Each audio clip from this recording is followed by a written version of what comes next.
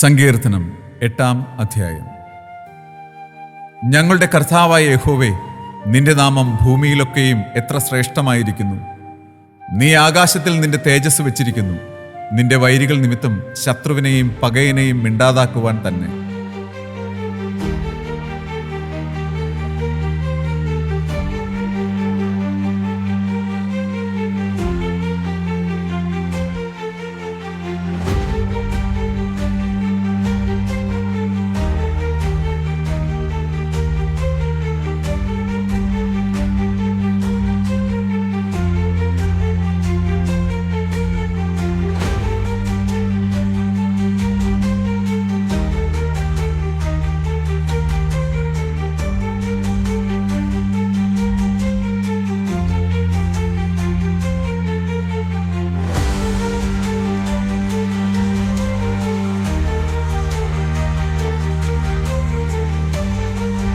നീ ശിശുക്കളുടെയും മുല കുടിക്കുന്നവരുടെയും വായിൽ നിന്ന് ബലം നിയമിച്ചിരിക്കുന്നു.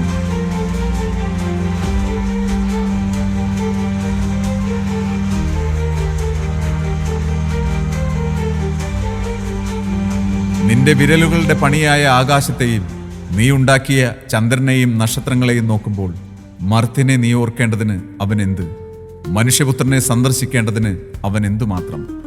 നീ അവനെ ദൈവത്തെക്കാൾ അല്പം മാത്രം താഴ്ത്തി തേജസ്സും ബഹുമാനവും അവനെ അണിയിച്ചിരിക്കുന്നു. നിന്റെ കൈകളുടെ പ്രവൃത്തിക്ക് നീ അവനെ അധിപതിയാക്കി സകലത്തെയും അവന്റെ കാൽ കീഴെയാക്കിയിരിക്കുന്നു.